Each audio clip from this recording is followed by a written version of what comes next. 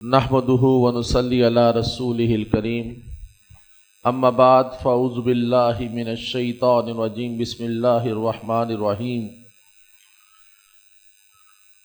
نبی پاک صلی اللہ علیہ وسلم جنگ خندق کے اختتام پر واپس مدینہ تشریف لائے اور ابھی آپ نے ظہر کی نماز ہی پڑھی تھی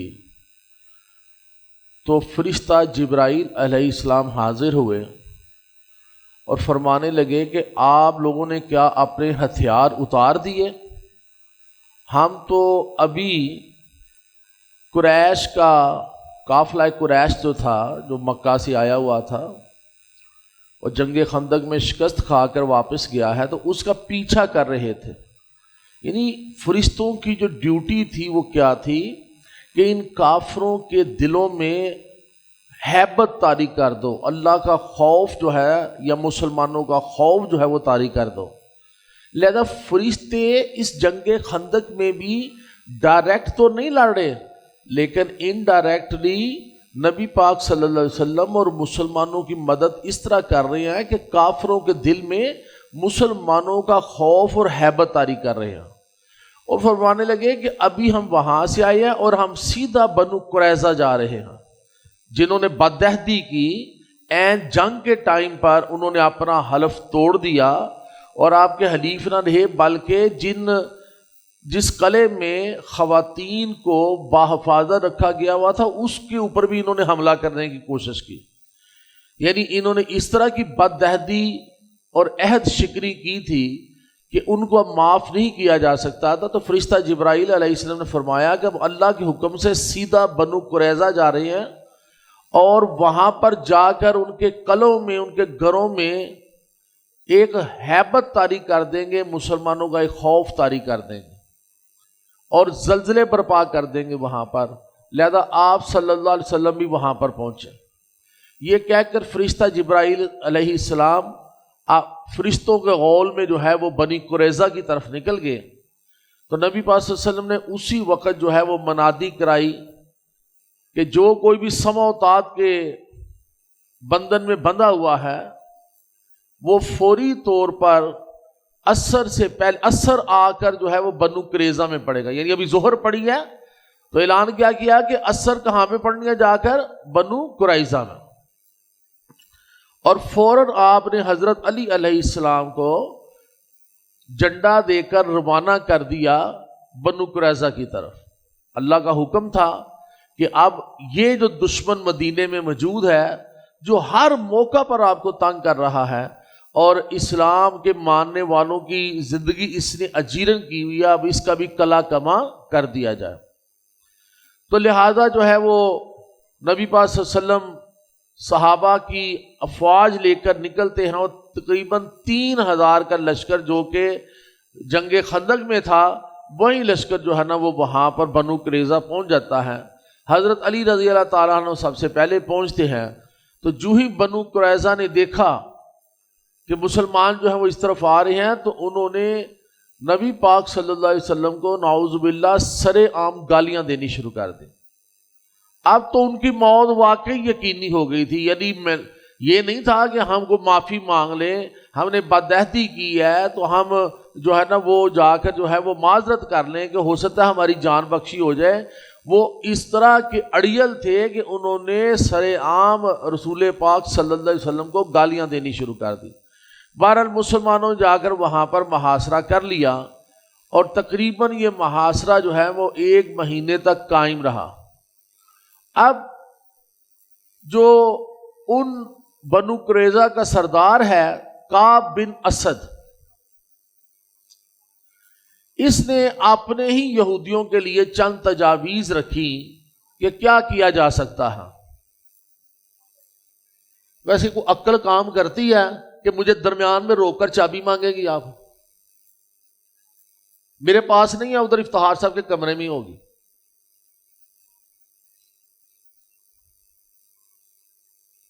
بسم اللہ اول وآخرہ۔ وہ جو یہودیوں کا سردار ہے کعب بن اسد، وہ اپنے ہی یہودیوں کو اب تجاویز دیتا ہے، مشورہ کرتا ہے کہ کیا کرنا چاہیے، مسلمانوں کا ہم مقابلہ کس طرح کریں گے۔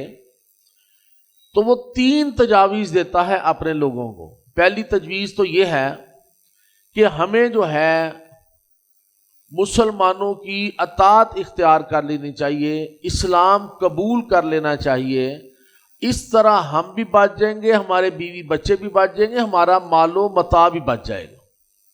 اور پھر ساتھ اس نے بھی کہا کہ اس میں تو کوئی شک نہیں کہ ہماری کتابوں میں جس رسول صلی اللہ علیہ وسلم کا ذکر ہے وہ تو یہی رسول ہے، یہ تو نشانیاں بالکل واضح ہو چکی ہیں، لیکن آپ کی قوم نے یہ نہ مانا۔ پھر انہوں نے دوسری تجویز یہ دی کہ پھر تو دوسرا معاملہ یہی ہے کہ ہم اپنے بیوی بچوں کو اپنے ہاتھوں سے قتل کریں، اور کیونکہ ہم نے تو جنگ ہارنی ہے، ہونا کیا ہے کہ پھر ان کو غلام بنا لیا جائے گا، وہ لوگوں کی غلامی کریں گی، تو ان کو قتل کر کے ہم ننگی تلواریں لے کے باہر نکلیں اور جہاں تک ہو سکے مسلمانوں کا کلا کما کریں اور اپنی جان دے دیں۔ کیونکہ یہ ٹوٹل مرد جو تھے صرف 400 کی تعداد میں تھے، اور کلا بند ہو کر کتنی کو دیر رہا جا سکتا ہے۔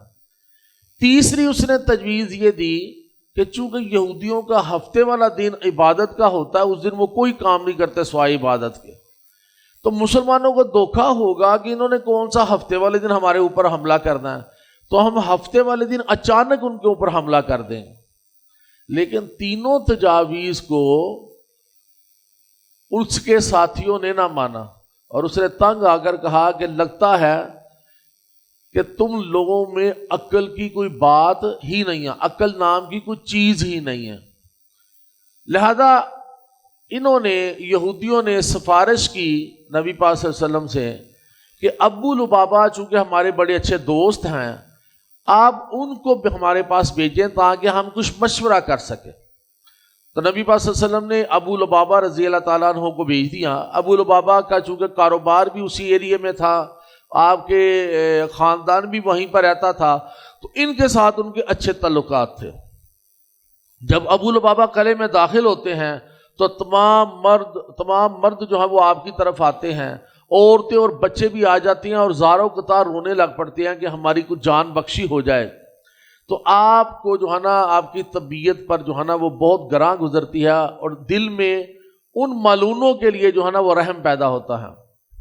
تو جب کعب بن اسد پوچھتے ہیں کہ آپ کا کیا خیال ہے کہ ہم جو ہے نا وہ ہتھیار پھینک دیں اور اپنے آپ کو مسلمانوں کے حوالے کر دیں، تو ابو لبابہ رضی اللہ تعالیٰ عنہ خود فرماتے ہیں کہ میں نے کہا ہاں، لیکن ساتھ ہی میں نے ایسے اشارہ کیا کہ اس کا مطلب یہ ہے کہ تم لوگ ذبح کر دیے جاؤ گے، کہ تم لوگوں نے اس طرح کی بدعہدی کی ہوئی ہے، تم لوگوں نے تو مسلمانوں کو مارنے اور مروانے میں کوئی کسر ہی نہیں چھوڑی ہوئی، لہذا تم لوگوں کا آخری نتیجہ یہی ہے۔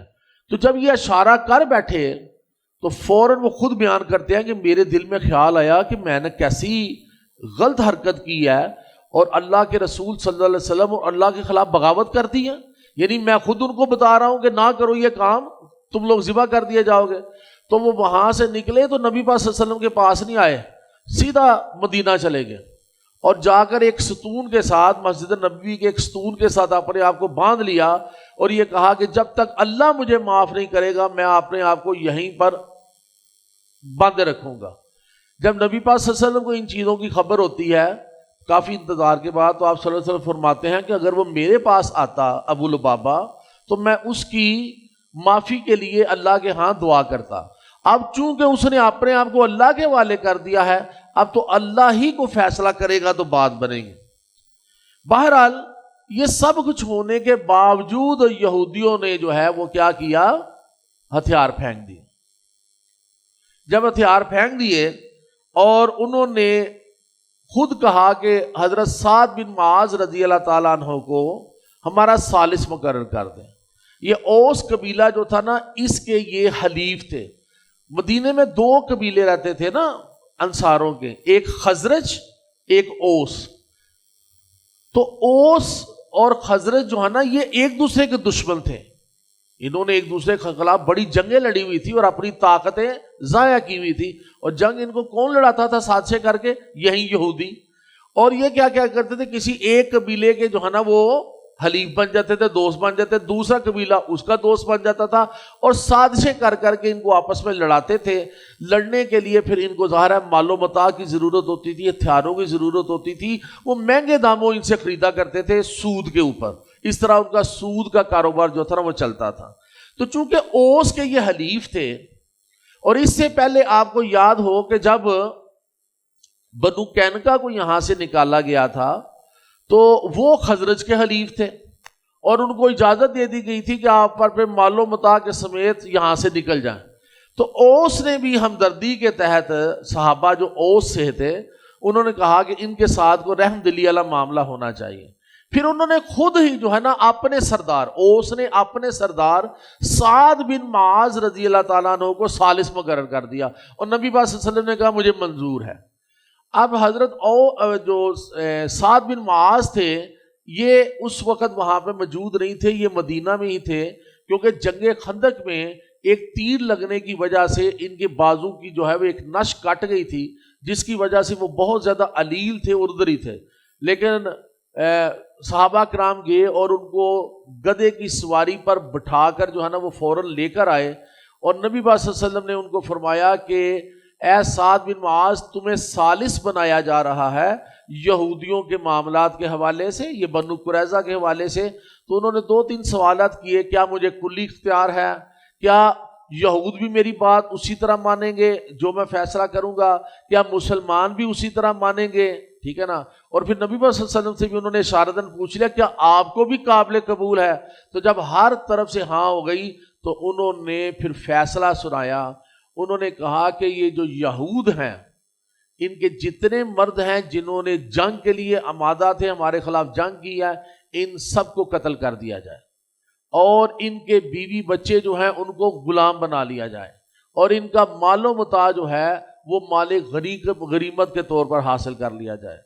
اور یہ جو فیصلہ تھا نا، بظاہر انہوں نے سمجھا تھا کہ سعد بن معاذ رضی اللہ تعالی عنہ وہ جو ہے ہمارے حق میں کو فیصلہ کریں گے۔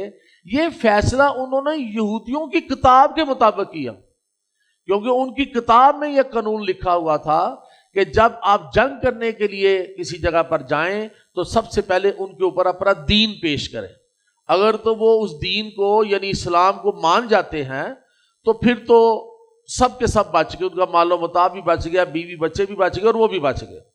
لیکن اگر وہ آپ کی بات نہیں مانتے اور اتر آتے ہیں یعنی ہتھیار پھینک دیتے ہیں تو پھر آپ جو ہے نا ان کے بیوی بچوں کو غلام بنا لیں گے، ٹھیک ہے۔ لیکن تیسری بات کہ اگر وہ یہ کام بھی نہیں کرتے، جنگ پہ آمادہ ہوتے ہیں، تو پھر یہی فیصلہ تھا جو سعد بن معاذ رضی اللہ تعالیٰ عنہ نے کیا، کیونکہ یہ جنگ پر آمادہ ہوئے تھے۔ نبی پاک صلی اللہ علیہ وسلم نے ان کو بارہا دفعہ پیغام بھیجے کہ حلف نہ توڑو یہ جنگ خندق کے دوران، لیکن انہوں نے حلف توڑ کر جو ہے اتنا زیادہ جنگی ساز و سامان جو ہے نا وہ مشرکین کے حوالے کیا تھا جنگ لڑنے کے لیے، جنگ خندق، ٹھیک ہے، جو بعد میں جو ہے وہ صحابہ کرام نے اپنے قبضے میں لیا۔ تو لہذا یہ فیصلہ ہو گیا، تو 400 جو افراد جو یہودی تھے، بدترین یہودی، ان کو کلا کما کر دیا گیا، ان کی گردنیں اتار دی گئی، ان کے بیوی بچے جو ہیں ان کو غلام بنا لیا گیا، اور جتنا مال و متاع تھا اس کا خمس نکال کر جو نبی پاک صلی اللہ علیہ وسلم کے حصے میں آتا تھا، جس سے وہ غریبوں کی مدد کرتے تھے، اصحاب صفہ کی مدد کرتے تھے، اور جنگی ساز و سامان بھی اب تیار ہوتا تھا، ٹھیک ہے نا۔ تو وہ جو ہے نا وہ نبی پاک صلی اللہ علیہ وسلم لے کر باقی سارا جو ہے نا وہ افواج میں تقسیم کر دیا۔ دوسری طرف مسجد نبوی کے ستون کے ساتھ بندھے ہوئے تھے ابو لبابہ، اور تقریباً 6-7 دن گزر گئے تھے اس معاملے کو۔ تو آخر کار اللہ تعالیٰ نے وحی کے ذریعے نبی پاک صلی اللہ علیہ وسلم کو آگاہ کیا کہ ان کی معافی قبول کر لی گئی ہے۔ تو اس وقت حضرت ام سلمہ کے گھر میں موجود تھے۔ تو ام سلمہ رضی اللہ تعالیٰ عنہا نے پوچھا کہ اے اللہ کے رسول اگر اجازت ہو تو میں بتا دوں؟ تو آپ نے کہا بتا دیں۔ تو انہوں نے کھڑکی میں سے اپنا چہرہ مبارک باہر نکال کر جو مسجد نبوی کی طرف تھی اونچی آواز میں اعلان کیا کہ تمہیں مبارک ہو اے ابو لبابہ، اللہ نے تمہاری برات قبول کر لی، تمہیں معاف کر دیا۔ تو صحابہ کرام فوراً لپکے کہ ہم اب ان کو ستون سے کھول دیں، کیونکہ اس سے پہلے کیا ہوتا تھا، جب نماز کا وقت ہوتا تھا تو ان کی بیوی آتی تھی، ان کو کھول دیتی تھی، نماز پڑھنے کے بعد اس کو دوبارہ ستون کے ساتھ باندھ دیتی تھی۔ یہ سزا تھی جو انہوں نے اپنے لیے مقرر کی ہوئی تھی۔ تو اب جب صحابہ آگے بڑھے تو انہوں نے کہا نہیں، مجھے نبی پاک صلی اللہ علیہ وسلم کھولیں گے۔ تو جب فجر کی نماز پڑھانے کے لیے نبی پاک صلی اللہ علیہ وسلم آئے تو فجر کی نماز کی ادائیگی کے بعد بلکہ ادائیگی سے پہلے جب وہاں سے گزرے ہیں تو ابو لبابہ رضی اللہ تعالیٰ عنہ کو اپنے ہاتھ سے وہاں سے کھول دیا۔ اچھا، اب یہ جو مقتولین تھے، یہ جو قتل ہوئے ہیں، ان میں ایک بڑا اہم شخص بھی تھا جس نے یہ سارا ڈرامہ رچایا تھا۔ وہ تھا حی بن اخطب، جو خیبر سے نکلا تھا اور اس نے اہل قریش کو، تمام قبائل کو مسلمانوں کے خلاف لا کر کھڑا کر دیا تھا۔ اب اس نے چونکہ وعدہ کیا تھا بنو قریظہ سے کہ اگر مشرکین چلے بھی جائیں گے اور تمہارے اوپر مسلمان حملہ کریں گے تو میں قلعہ بند ہو کر تم لوگوں کے ساتھ لڑوں گا۔ تو یہ قلعے میں تھا، لہذا یہ مسلمانوں کے ہاتھ آیا اور اس کا قتل بھی جو ہے نا وہ کیا گیا، اور اس نے اس چیز کا اقرار کیا کہ یہ جو بھی قتل ہو رہے ہیں یہ بالکل صحیح ہو رہے ہیں، کیونکہ یہ ہماری کتاب کے مطابق ہے۔ ہم نے چونکہ اللہ کے ساتھ عہد و پیمان کے ساتھ یہ نبی پاک صلی اللہ علیہ وسلم سے معاہدہ کیا تھا، ہم نے اس کو توڑا تو یہ ہمارے اوپر اللہ نے سزا مقرر کی ہے۔ حیرانگی کی بات یہ ہے کہ باقی یہودی بھی جتنے قتل ہو رہے تھے وہ اس حوالے سے مطمئن تھے کہ یہ سزا اللہ کی طرف سے ہمارے اوپر مقرر ہوئی ہے، کیونکہ ہماری کتاب میں یہی لکھا ہوا ہے۔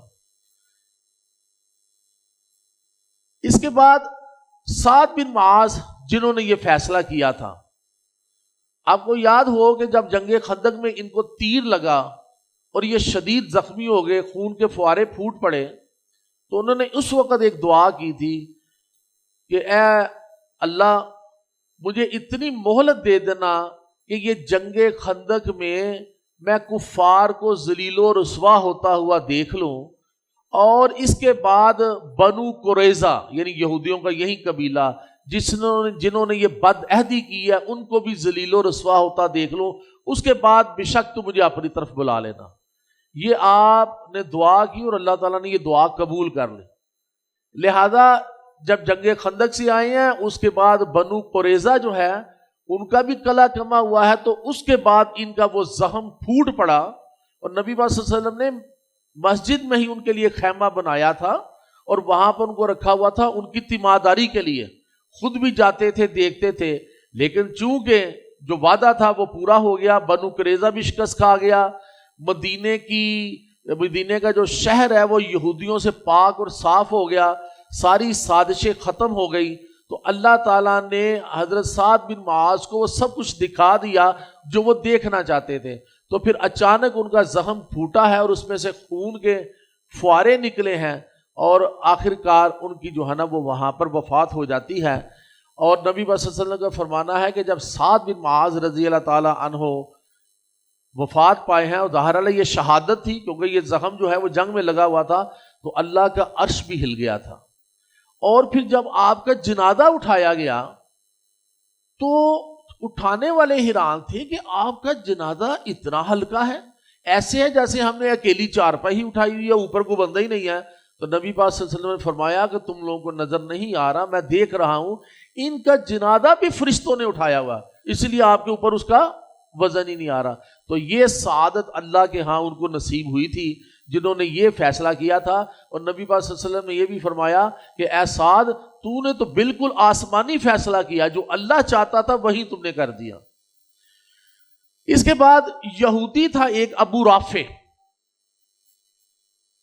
یہ خیبر کے قلعے میں تھا، جنگ خندق سے واپس بھاگ کر جو گئے ہیں وہ وہاں پر پہنچا ہوا تھا۔ اس سے پہلے ایک اور یہودی سردار تھا کعب بن اشرف، جس کو قتل کروایا تھا کہ وہ بہت زیادہ بکواس کرتا تھا اور مسلمان خواتین کے خلاف اشعار لکھتا تھا، اور بہت زیادہ انسلٹنگ میٹر تھا. تو اس کو جو ہے نا وہ خزرج کے صحابہ جو تھے وہ 5 صحابہ گئے تھے, انہوں نے جا کر اس کو قتل کیا تھا. تو اب اوس کے صحابہ جو ہے نا یہ بھی سعادت حاصل کرنا چاہتے تھے.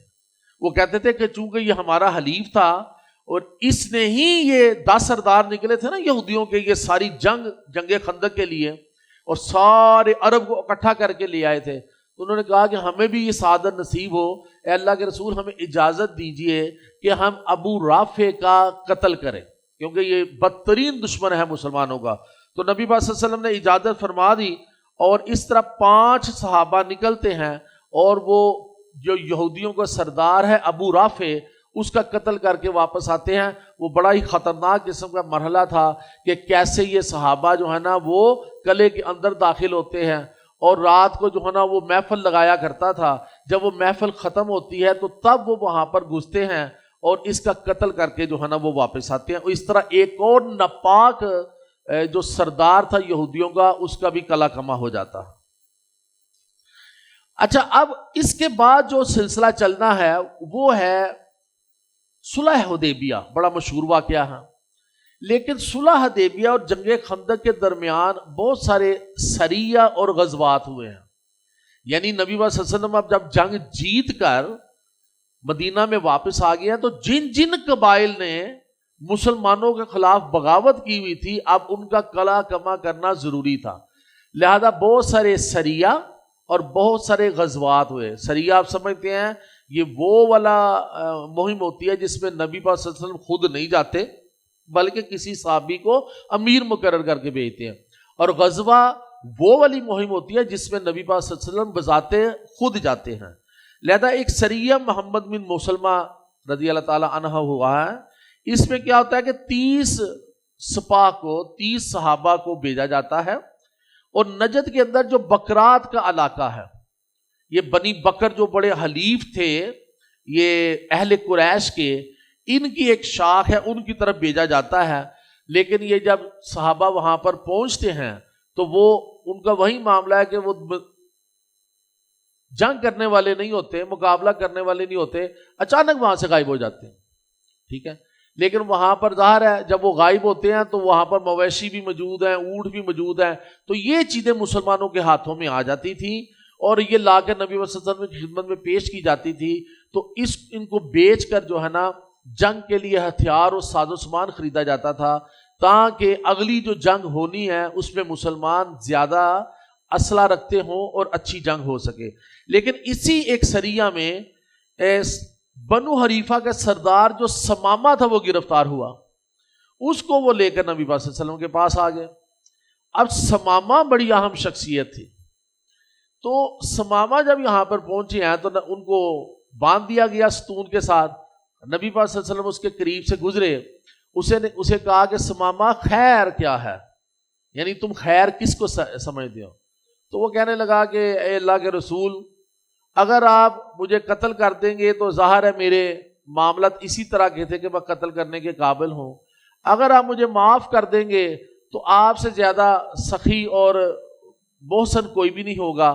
تو نبی صلی اللہ علیہ وسلم نے دوسری دفعہ بھی یہی سوال کیا, تیسری دفعہ بھی یہی سوال کیا, تو وہ سیم اس نے جواب دیا. تو نبی صلی اللہ علیہ وسلم نے صحابہ کو کہا کہ اس کو چھوڑ دو, اسے جانے دو. ان کو کھول دیا. جب وہ وہاں سے نکلے تو قریب ہی کسی کھجور والے باغ میں گئے, وہاں سے غسل کیا, پاک صاف ہو کر واپس نبی پاک صلی اللہ علیہ وسلم کی خدمت میں پیش ہوئے اور اسلام قبول کر لیا. اور پھر ان کے بڑے خوبصورت الفاظ ہیں جو انہوں نے وہاں پہ کہے. انہوں نے کہا کہ اللہ کے رسول صلی اللہ علیہ وسلم, میرے نزدیک آپ کا چہرہ جو ہے وہ اتنا ناپسندیدہ تھا پورے روئے زمین پر کہ کوئی اور نہیں, لیکن آج آپ کا چہرہ مبارک میرے لیے انتہائی مقدس اور مہربان ہے. آپ کا دین اسلام میرے لیے انتہائی ناپسندیدہ دین تھا, لیکن آج میرے لیے یہ پسندیدہ دین ہے. تو بہرحال یہ وہاں سے نکلتے ہیں اور نبی پاک صلی اللہ علیہ وسلم کو فرماتے ہیں کہ مجھے اس وقت گرفتار کیا گیا جب میں عمرہ کرنے کا ارادہ کر لیا تھا. تو آپ صلی اللہ علیہ وسلم نے فرمایا کہ جاؤ, جا کر عمرہ کرو. تو یہ سیدھا مکہ جاتے ہیں عمرہ کرنے کے لیے. وہاں پر خبر پہنچ چکی ہوتی ہے کہ انہوں نے اسلام قبول کر لیا. تو وہ وہاں کے مشرکین کہتے ہیں کہ تم تو بے دین ہوگے.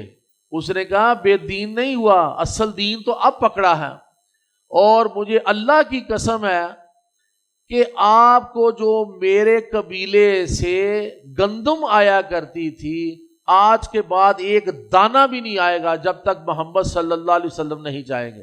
یعنی محبت، والہانہ اور اس طرح کی صداقت کے صاف کہہ دیا. اور وہیں ہوا کہ جب ثمامہ رضی اللہ تعالیٰ عنہ واپس جاتے ہیں تو انہوں نے گندم کی جو ترسیل تھی، جو گندم سیل کرتے تھے ان کو، مکہ والوں کو، وہ بند کر دی، اور مکہ والوں کے لیے زندگی جینا اجیرن بن گئی. کمی آ گئی وہاں پر، روٹی اب کہاں سے کھائیں کیونکہ وہاں سے گندم آتی تھی. انہوں نے پھر نبی پاک صلی اللہ علیہ وسلم کو خط لکھا کہ اللہ کے رسول صلی اللہ علیہ وسلم آپ ثمامہ کو یہ کہہ دیجئے کہ کم از کم ہماری گندم نہ روکے. تو آپ اتنے حلیم، اتنے بردبار، اتنے ہمدرد تھے کہ اتنے بڑے دشمن کے لیے بھی آپ نے اجازت دے دی، اور آپ نے ثمامہ کو لکھ بھیجا کہ ان کی گندم نہ روکو، ان کے پاس گندم جانے دو. یہ جو ثمامہ تھے نا، ان کا ایک معاملہ یہ تھا کہ یہ گرفتار بھی کیوں ہوئے تھے. مسلمہ بن کذاب، مسلمہ کذاب آگے اس کا کردار آئے گا کہ نبی پاک صلی اللہ علیہ وسلم کی وفات کے بعد اس نے نبوت کا دعویٰ کر دیا تھا مسلمہ کذاب نے. تو یہ ابھی زندہ تھا، یہ نبی پاک صلی اللہ علیہ وسلم کا سخت دشمن تھا. اس نے ثمامہ کو جو ہے نا وہ کہا تھا کہ آپ بیس بدل کر جاؤ اور محمد صلی اللہ علیہ وسلم کو قتل کر دو. لہذا یہ اس جرم میں بھی شریک تھے جس کی وجہ سے انہیں پکڑا گیا تھا. تو بہرحال اب انہوں نے اسلام قبول کر لیا اور اسلام کے بہت بہترین ساتھیوں میں جو ہے وہ شامل ہو گئے. اس کے بعد ایک سریہ بڑا اہم ہے. سریہ اور غزوات بہت زیادہ ہیں، میں جو تھوڑے سے اہم واقعات ہیں اس حوالے سے آپ کے سامنے رکھ رہا ہوں کہ ایک اور سریہ میں نبی پاک صلی اللہ علیہ وسلم کے جو داماد ہیں ابو العاص، آپ کو یاد ہوگا کہ ان کو اس سریہ میں گرفتار کیا گیا، اور ان کے پاس اس وقت بہت سارا مال و متاع اور مال تجارت تھا جو وہ لے کر جا رہے تھے. تو ان کا مال تجارت جو ہے وہ تو مسلمانوں نے اپنے قبضے میں لے لیا، لیکن ابو العاص ان کے ہاتھوں سے گرفتار نہیں ہوئے. یہ چھپتے چھپاتے مدینے میں آ گئے اور ان کی جو زوجہ محترمہ حضرت زینب رضی اللہ تعالی عنہا ہے ان کے گھر چلے گئے اور کہا کہ مجھے پناہ دو. تو انہوں نے ان کو پناہ دی، اور نبی پاک انہوں نے کہا کہ دیکھیں میرا جو مال مسلمانوں نے لوٹ لیا ہے وہ صرف میرا نہیں ہے، اہل مکہ کے بہت سارے وہ لوگ جو میرے اوپر اعتماد کرتے تھے انہوں نے اپنا مال تجارت مجھے دیا تھا جو میں نے بیچ کر ان کو پیسے واپس کرنے تھے، ان کو منافع بھی دینا تھا. تو مجھے جو ہے نا نبی صلی اللہ علیہ وسلم کو درخواست کرو کہ مجھے یہ میرا مال واپس کر دے. تو جب حضرت زینب رضی اللہ تعالیٰ عنہ نے اپنے والد محترم نبی پاک صلی اللہ علیہ وسلم سے درخواست کی تو نبی پاک صلی اللہ علیہ وسلم نے جن اصحاب نے وہ مال لیا ہوا تھا ان کو اشارتاً ہی کہا کہ اگر آپ لوگ یہ مال واپس کر دو تو یہ بہت بہتر ہوگا. تو انہوں نے تمام مال و متاع جو کہ ابو العاص سے لیا تھا وہ سارا ابو العاص کو واپس کر دیا. ابو العاص جو کہ داماد رسول تھے وہ یہ سارا مال لے کر مکہ میں گئے، جن لوگوں کو واپس کرنا تھا واپس کر دیا اور وہیں پہ اسلام قبول کر لیا. اور لوگوں کو پتہ چل گیا کہ یعنی انہوں نے مدینے میں اسلام اس لیے نہیں قبول کیا تھا کہ لوگ یہ نہ سمجھیں کہ اس نے اپنا مال و متاع لینے کے لیے اسلام قبول کیا ہے. لہذا انہوں نے اسلام قبول کر لیا. جب واپس مدینہ آئے تو نبی پاک صلی اللہ علیہ وسلم نے حضرت زینب جو کہ ان سے واپس لے لی ہوئی تھی، ان کی زوجہ محترمہ تھی، کہ تم جو ہے وہ کافر ہو اور یہ جو ہے مسلمان ہے، لہذا یہ تمہاری بیوی نہیں ہو سکتی. تو نبی پاک صلی اللہ علیہ وسلم نے روایات میں آتا ہے کہ تجدید نکاح کیا یا پھر ان کے اسلام لانے کی وجہ سے زوجہ محترمہ حضرت زینب جو تھی وہ ان کے حوالے کر دی. تو اس طرح وہ حضرت زینب کے دوبارہ شوہر بن گئے. اس کے بعد ایک اور واقعہ بہت مشہور ہے. اسی طرح 300 افراد کا، یہ مختلف قبیلوں میں جا رہے تھے نا جنہوں نے بغاوت کی ہوئی تھی، تو ابو عبیدہ رضی اللہ تعالیٰ عنہ کو اس کا امیر بنا کر 300 افراد کے ساتھ بھیجتے ہیں. ساحل سمندر کے پاس جو ہے نا وہ علاقہ ہے جہاں پر انہوں نے جانا ہے. تو اب راستے میں ظاہر ہے بھوک اور افلاس کا زمانہ تھا، تو اتنے 300 افراد کے لیے اتنا جو ہے نا وہ مال و اسباب ساتھ نہیں تھا کہ کھانے کا بندوبست بہترین ہو سکتا، تو طوالت پکڑ گیا وہ معاملہ، اور بھوک کی وجہ سے ان کو جو ہے نا وہ پتے جاڑ جاڑ کر جو ہے نا درختوں کے کھانے پڑے. اس لیے جو ہے نا اس کو سریہ خبط بھی کہتے ہیں. خبط ہوتا ہے یہ جو پتے جاڑے جاتے ہیں درختوں سے. پھر جو اونٹ تھے ان کے پاس سواری کے لیے، اس میں سے بھی ایک دن انہوں نے 3 ذبح کیے، دوسرے دن 3 ذبح کیے، تیسرے دن 3 ذبح کیے. ظاہر 300 افراد کا کھانا تھا، تو پھر حضرت ابو عبیدہ رضی اللہ تعالیٰ عنہ نے منع کر دیا کہ یہ اونٹ مزید ذبح نہ کیا جائیں. تو پھر اللہ تعالیٰ نے اپنی مشیت کے تحت ایک بہت بڑا معجزہ ہی سمجھ لیجئے کہ ساحل سمندر سے ایک بہت بڑی مچھلی جس کا نام عنبر تھا وہ ساحل پر آ گئی، پانی سے نکل کر ساحل پر آ گئی، تو وہ مسلمانوں کے قبضے میں آ گئی. تو وہ ہر جتنی دیر وہاں پر رہے اسی مچھلی کا گوشت کھاتے رہے اور اسی مچھلی کے تیل کو اپنے جسموں پہ لگاتے رہے. تو وہ جتنی بھی کمزوری ان کو آ چکی تھی بھوک کی وجہ سے وہ دوبارہ توانا ہو گئے. اور جب یہ واپس آئے ہیں تو اس کا گوشت ساتھ لے کر آئے ہیں. تو نبی پاک صلی اللہ علیہ وسلم کو جب یہ واقعہ بیان کیا تو انہوں نے کہا یہ اللہ نے تم لوگوں کے لیے تحفہ بھیجا تھا، اگر اس کا کوئی گوشت ہے تو اس تحفے میں سے ہمیں بھی دو، ہم بھی کھا کے دیکھیں. تو پھر نبی پاک صلی اللہ علیہ وسلم کو اس مچھلی کا گوشت بھی پیش کیا گیا. وہ مچھلی اتنی بڑی تھی کہ جب اس کا سارا گوشت ختم ہوا تو درمیان میں سے جو کانٹا نکلا ہے، ٹھیک ہے نا، اس کو زمین پہ کھڑا کیا گیا. یہ کتنا اونچا ہے.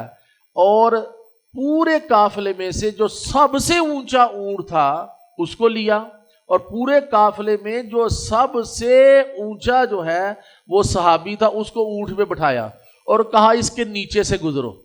تو وہ اس کے نیچے سے گزر کے پھر بھی ٹچ نہیں ہوئی کہ اتنی بڑی وہ مچھلی تھی. تو بہرحال یہ معاملات تھے غزوہ صلح حدیبیہ سے پہلے والے. اب انشاءاللہ العزیز اگلی نشست میں جو ہم بات کریں گے وہ صلح حدیبیہ کے حوالے سے ہے کہ وہ کیسے رونما ہوئی. وما علینا الا البلاغ المبین. یہودیوں کا عبادت والا دن کون سا ہوتا ہے؟ ہفتہ. مسلمانوں کی عبادت کا دن کون سا ہے؟ اسی سے پوچھیں پورا جواب تب آئے گا. مسلمانوں کی عبادت کا دن کون سا ہے؟ جمعہ. اور عیسائیوں کا کیا ہے؟ عیسائیوں کا کون سا؟ بتاؤ نا. جمعہ، ہفتہ اور آگے اتوار آتی ہے. اتوار ان کا ہے. ویسے تو مسلمانوں کے سارے دن عبادت کے لیے ہیں، لیکن خاص دن جو ہے جس دن جمعۃ المبارک ہوتا ہے تو وہ جمعہ ہے. اور یہودیوں کا ہفتہ اور عیسائیوں کا اتوار. ظہر کی نماز کے بعد نبی پاک صلی اللہ علیہ وسلم کے پاس کون سا فرشتہ آیا؟ حضرت جبرائیل علیہ السلام.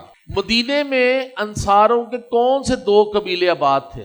خزرج اور اوس. ہاں، خزرج اور اوس. بنو قریظہ کے ساتھ جنگ میں نبی پاک صلی اللہ علیہ وسلم نے سب سے پہلے جھنڈا دے کر کسے روانہ کیا؟ حضرت علی رضی اللہ تعالیٰ عنہ. حضرت علی رضی اللہ تعالیٰ عنہ کو. جواب درست ہے بھائی. بنو قریظہ کا سردار کون تھا؟ اس کا کیا نام تھا؟ کعب بن اسد. ہاں جی، کعب بن اسد. بالکل جواب درست ہے بھائی. چلیے جی، بہت شکریہ جی، تھینک یو.